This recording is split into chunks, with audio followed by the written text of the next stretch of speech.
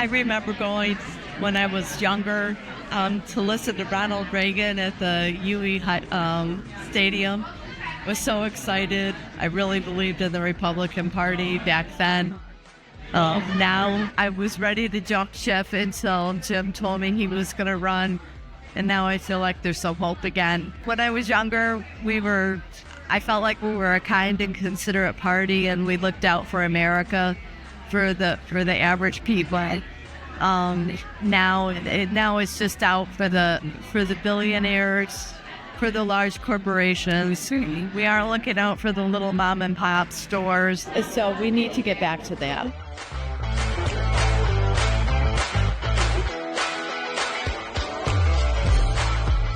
Welcome to another episode of I'm Not Running for Congress. I'm your host, Don Baisley. Welcome back. Thanks for joining us. Beautiful day here in the Finger Lakes. It's a sunny afternoon, late February, recording this on February 26th. I'd like to keep you updated on what's happening in the congressional race. What's happened this week? Actually, a lot of things have happened. We started gathering petitions here in New York State on Tuesday. So recording this on the 26th. On the 24th, candidates across New York were able to start gathering petitions. Each candidate running for office in Congress will need to gather thousands of signatures, and this is a monumental effort for all the candidates, and that got underway just Tuesday. We'll talk about that with our guests today. Also, another thing that happened was fairly significant in the race for District 23. Our last guest on episode number 1 was Aaron Gies, and since that episode in the past week, Aaron picked up the endorsement of 5 counties in the district, of the Democratic committees in 5 counties, the counties being Cattaraugus, Erie, Niagara, Tioga, and Steuben counties. So that was quite a successful week for Aaron Gies, I'd say. We are going to continue covering that race, but before we do, I just want to say a few words about what I'm trying to do with the program here, where I'm heading with it, and also solicit some ideas from you, people watching and listening to this. I am following, as I said, the race of District 23, but I really don't want to just do that. I'm open to considering covering other races where a candidate may be taking over a MAGA seat. That's really what I'm after doing here, promoting in this program.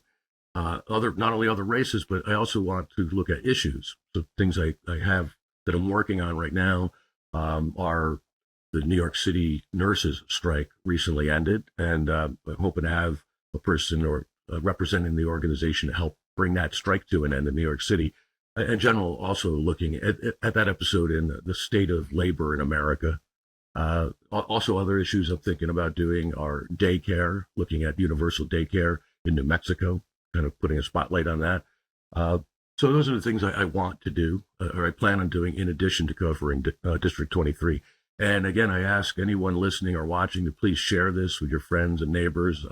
Also, please comment on the YouTube or even in the Facebook group. Please join that, subscribe to YouTube, follow us on Apple Podcasts, do whatever you can to help spread the program, because that's kind of what we're relying on is you folks that are listening and watching.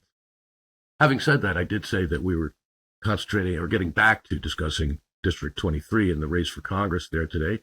And let's do that right now. Joining us now is Jim King, the Republican candidate for Congress in New York State's District 23. Jim, welcome to I'm Not Running for Congress. Glad to be here. You know, this is episode 2, and on episode 1, we had Aaron Gies on. I know you're familiar with Aaron. I know that I met you both together at an event a month or so ago. I'm really glad you took the time to be here today. Well, let me not talk about what I'm trying to do, but let's just start with who you are. And what you're doing. So tell us a little bit about who is Jim King and why are you running for Congress here in New York? Well, I'm a senior citizen who's really fed up with the lack of action by Congress in terms of the administration and some of its shenanigans. And I think that Congress, and in particular, our current congressman, is not doing his job. And I, as a moderate, conservative Republican, would step in and do the job. Well, I will share that part of my motivation, I may have shared this with you when we first met, I'm not sure. But, you know, I don't talk about too much of my politics and what I'm trying to bring to this program. But what I am trying to do is steer our nation away from the MAGA movement. I'm willing to admit that. And I am convinced that there are what I consider to be decent people who are historical Republicans. And I see that in you. I hope I'm not wrong, but I see that in you. And I see that in terms of why you are running. So let's talk a little bit about your experience, your political experience. Where have you been around the block in terms of politics? Practically nowhere other than the politics of business, the politics of a fire department, and its emergency squad. Those are the major organizations that I've had to deal with other people and their policy. Let's talk a little bit about your experience and professional life, what you've done, and how your life experience may have prepared you for the role of being in Congress. All right. Questions about it, or do you want a little précis of my just a little work history? Okay. Yeah, little brief. Sure. Well, I'm going to advertise my age here a bit because I graduated college in 1967 from the University of Rochester, and went immediately to work for a small division of IBM, which was dedicated to the federal government, services to the federal government. And most of that was military, not all of it, but most of it was military. So I worked on a number of classified programs, worked my way up from junior engineer to senior engineer manager, and it was involved in middle management at the end of my career, and was blessed to be able to retire early because my wife's pretty good at managing finances. And made it possible for me to retire probably a little earlier than most other people would. So I retired in 2001, and since then I went back to school. I became I had been a advanced life support provider from 1971, 72 as a critical care technician, but then EMT critical care. But in 2001, I went back to school and got a degree in paramedicine. So I've been practicing as a paramedic, as a volunteer paramedic since then. Could you tell us a little bit about, you mentioned that you got kind of fed up with the current administration, and that's what's motivated you to run, right? Well, the motivation is the lack of Congress doing its job. That's what I'm not going to be able to change what's going on in the White House. I don't have any illusions about that. What I can do is, as a congressman, is take on the responsibilities of Congress, specifically the ones that are most, in the news right now: ability to declare war, or not, put it that way. Financial responsibility, which as a Republican, I am deeply upset about. The increase in the national debt at the expense of the middle class and the rest of the taxpayers. That's offensive to me. That's another congressional responsibility that's being abdicated. And so on. There are a number of them, but those are the two big ones right now. I did want to ask you later in the conversation about the fiscal responsibility aspect of it. But instead of asking later, being you brought it up, let's chat about that a little bit. I am not a Republican. I have not been a Republican in my lifetime. At the same time, I appreciate conservatism when it comes to fiscal responsibility. While I'm not a Republican, I believe in balanced budgets, for instance. And what amazes me as an observer of national politics is I always thought the Republican Party stood for conservatism, which means, to me, balanced budgets. But somehow, I don't know how the party has ended up where it has. Could you tell me about what your thoughts are on that? Sure, I can. I describe myself as an Eisenhower Republican. And in terms of the national debt after World War II was, by the way, we fought the war. We fought World War II on the books. The wars since then have been off the books. That's a tragedy all by itself. Not keeping an account of that. But at that time, national debt was significant, and the administrations, both Republican and Democrat, had the will and the desire and the effort to bring the national debt down, actually lowered the national debt from Eisenhower to Nixon. And since then, it's gone out of the sights, and it continued to grow. Right now, we're paying about 25 cents of every taxpayer dollar. About 25 cents is going to paying the interest on our national debt. We could do a lot with that money. With the big, beautiful bill this year, 26, that's going to increase to 30 cents. Just paying the interest. No, not paying down the debt. We're just paying the interest. And in the year after that, because the bill gets more egregious as it goes out, it's going to go up to 35 cents, and it's just wrong. So the big beautiful bill, an immediate $3 trillion on the in the national debt, which is going to end up being more like 7 by the time all of it is implemented, and we're paying interest on it. And I was just railing about how our current position, which is outrageous, and that is a quarter of a taxpayer's dollar, 25 cents on a taxpayer's dollar, is currently paying the national debt, and that's due to a number of administrations, Republican and Democrat. That it's no longer the case that it's the Democrats are the tax and spend. It's now the case that the Republicans spend without taxing, which is. Well, how do you think we got there? I mean, I am old enough to at least be able to appreciate historically an Eisenhower Republican. I'm 61. I just retired myself. Okay. And I consider, my dad's generation. My dad died when I was young, but my dad, I look back and I consider him an Eisenhower Republican. Even, back in the 50s and 60s, there were even liberal Republicans.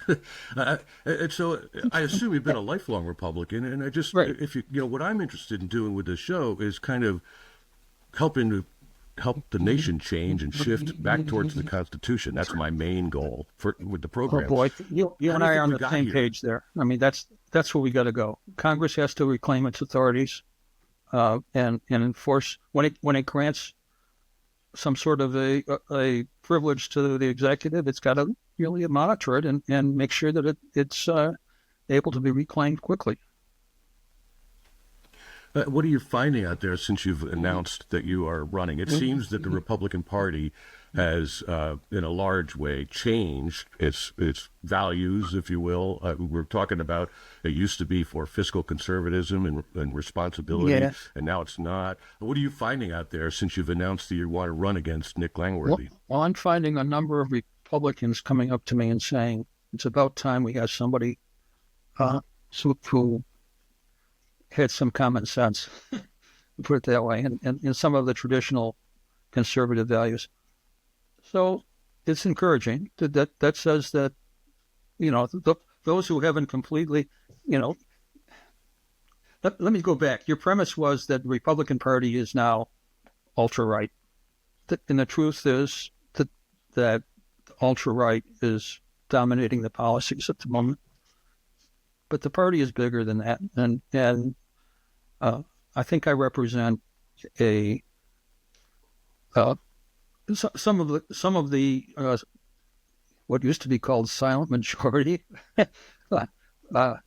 another phrase from the past. I mean, I think that that silent majority is becoming less silent and very upset by the way things are going, as seen from our national politics standpoint. And I'm really focused on Congress, but that the fact that Congress is our enablers makes it. I'm looking more at the root cause here than I am at what's that's permitting this outrageous behavior that we're seeing in the administration. Right. And you said you hear many Republicans saying they're glad you're doing this, right? I'm wondering, have you been in contact with any younger voters? I'm not really sure what the demographics are in the district, but I believe they're kind of lean older. But any thoughts on that, on the younger Republicans and where they might stand? The district is old and getting older. And one of the criticisms of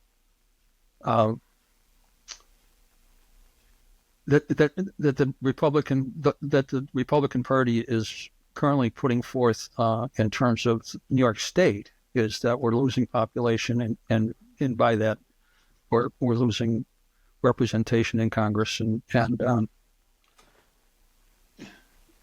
but our young people, the way we're going to grow. That's a red herring in terms of the district right now this year. The issue right now this year is what's Congress going to do to rein in, to reclaim its powers, to rein in the administration. That's the issue right now. And I have no illusion. Even though the 23rd is a very red district, and whoever is nominated, it's a good chance as a Republican, has a good chance of winning. But the Democrats are going to end up in Congress, in the majority in Congress, for sure in the House, and perhaps also in the Senate. And if we just continue as a party, and our current representative just keeps bashing Democrats, we're gonna lose all of our influence. We've got to be able to talk to people, find the common, find our places of agreement, and then expand those to get solutions. That's where we've got to go. Great. You brought up Nick Langworthy, and I'm kind of wondering your relationship with Nick Langworthy, if any, I guess. I will say that when I met you and Aaron Gies, you both were at an event together. You continue holding these town hall events together. I will also note that Nick Langworthy, the incumbent, refuses to hold in town hall meetings in person. And so you and the Democratic challenger have been meeting together, and I could tell just as an observer that you at least are decent with each other and that you truly seem to respect each other. And that right there seems to be something that is gone in American politics, and quite frankly warmed my heart and gave me some hope to see a Republican and Democrat shaking hands, having a normal conversation. What's your relationship with Nick Langworthy and or the state party, Republican? I have never met Nick Langworthy. I have met his factotum, a guy named Roberto, who's showed up at a couple of the most recent Tioga County Republican committee meetings, carrying Nick's message. I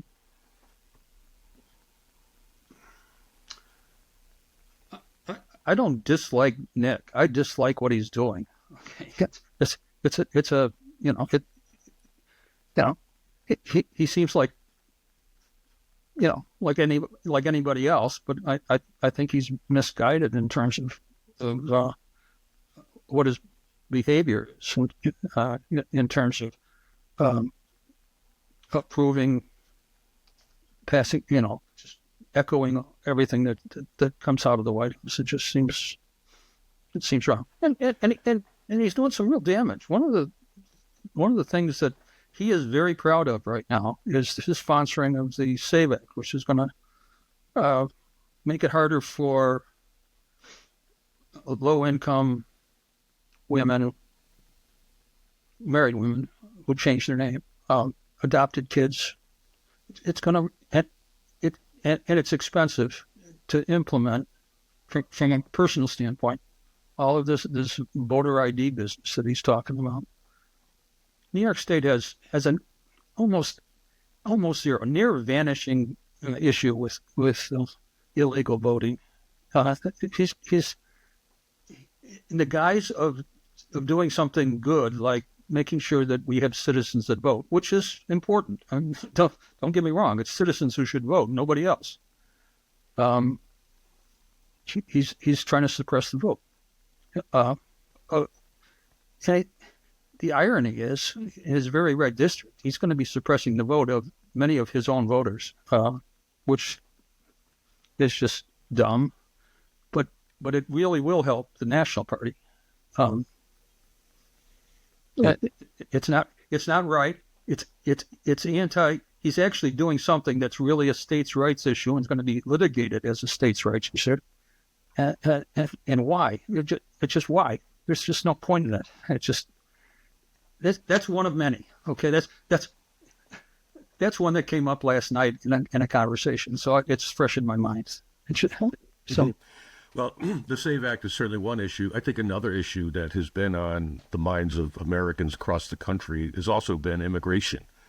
And I'm wondering what your views are on that. I'm looking out with this program to learn about the district more than pretend I know everything about it. But I'm assuming that there are farmers throughout the district that rely on immigrant labor. I don't have a stat to back that up, but I assume that that's true. And my point is that that's part of the issue. It's very true. We have to control immigration. That's there's a universal agreement on that. And it's not the Republican. It's the Trump Republicans have made it an issue, but it's not a Republican issue. It's a citizens issue. We had a bipartisan solution. The Democrats and the Republicans of the Senate had figured out a way forward, and then Trump said, "No, I want to run on this issue." And now he's got this Gestapo-like or brown shirt-like police force of his own. So we just had congressional testimony. It says it's being ill-trained out there killing citizens. And it's not just those two in Minneapolis. There's a number of them. And this whole thing of warrantless searches. The Supreme Court made a mistake when it authorized the immigration authority people to do the kind of stuff they're doing, and that's got to be revisited. And if nothing else, the legislature has to be put forward to rein in that kind of unconstitutional, immoral activity and make them really much more like a police force. Do we need an immigration policy? We do. Have we been too lax in terms of letting people in without enforcing our own laws at the time? Yeah, we have been. We got to fix that. Somebody else said it, but it's a good image. We need a very high wall, but we also need some very big doors, right, to let people in. Yeah, I'm listening to you speak, and I'm thinking about my own thinking on this issue. And as you said earlier, you and I have a lot more in common than we probably would have 15 years ago. And I think the current climate and reality in American politics has brought people like us together in terms of having a commonality. I think one commonality we share is following the Constitution, which to me is the main commonality, and you may agree with that, right? That's my big theme. That's the theme of my campaign. Okay. Great. And I'm with you on that. So I'm wishing you well in your race for sure. One thing you've mentioned was, or we've talked about the old style of the party, or let's say, to make it extreme, the Eisenhowers versus MAGA. And what do you say to the MAGA people who, in my opinion, don't seem to be driven by reason as much as emotion? I mean, you need those people to win your primary, do you not? I mean, yes. How do you feel about that as the candidate? What are you going to do? I'm hoping that they're coming, at least are looking around. Emotions are valid. Okay, I don't deny the validity of emotion. I deny the idea that that emotions have to reign entirely. That's the problem. We need both. We're humans. I mean, we don't operate well with and if we're exclusively in the emotion side or exclusively on the logic side. I tend to be a little more on the logic side. Other people tend to be on the emotion side. But when you get to the extremes, like MAGA. Okay, then and that's a problem.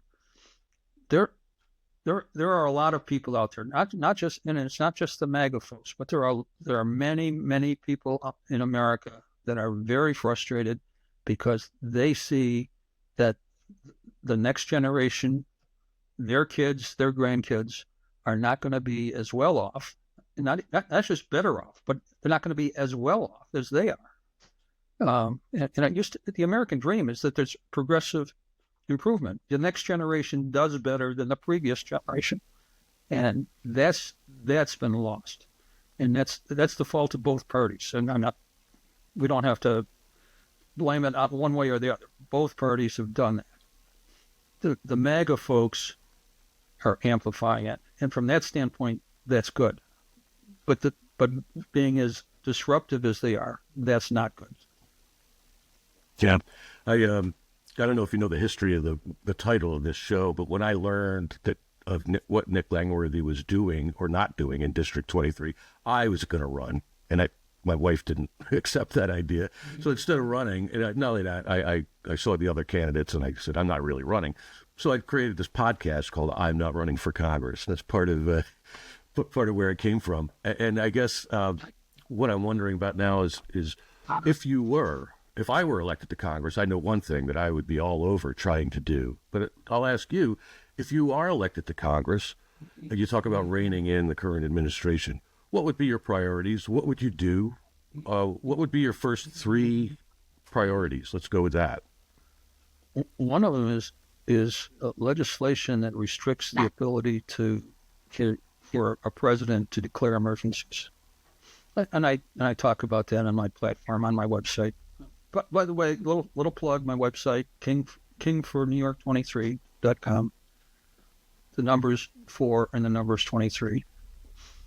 And you can go, whoever's watching this can go to my website. There's a lot about me on that website. You got to go one layer deeper. It's not on the homepage. But there are a lot of links that'll tell you a whole lot about me and my political philosophy. But the real issue that you're asking is what's first, and what's first is to rein in the president in terms of his autocratic activity, and that means for Congress to reclaim its authority, because the president has our president. I'm not just the president; he happens to be my president too, but is just blatantly overrunning his constitutional authority, and Congress is doing and saying, or the Republicans in Congress, I should say, are saying and doing nothing, and the Republicans control Congress. At least today they do. Yeah, and you're trying to change that, right? I mean, you're trying to get down to Washington yourself. What's the process? Where does that stand? I believe petitions started being signed this week.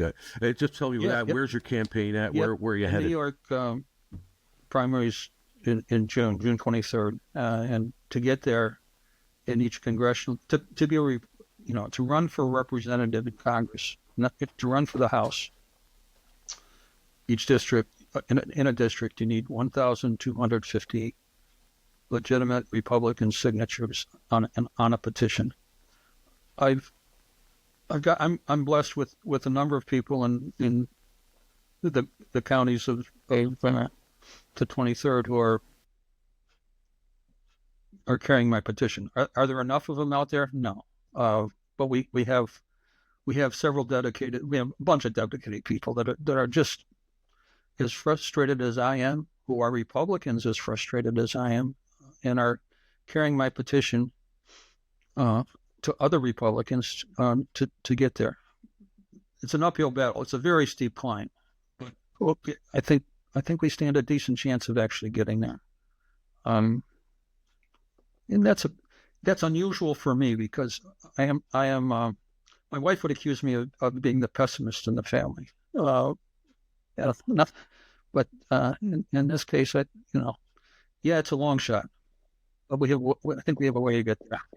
As I did with Aaron Gies, and whenever I interview anyone, I like to offer the guests an opportunity just to say whatever they'd like to say. So without me asking a pointed question, you've got a minute or so here to just say whatever you'd like to wrap up our chat here. Without me asking a pointed question, what would you say to the voters of the district, your neighbors here in District 23? Let me answer that, but first let me say, do you have more questions? Because I'd be happy to go on if you want to talk, give you some more material.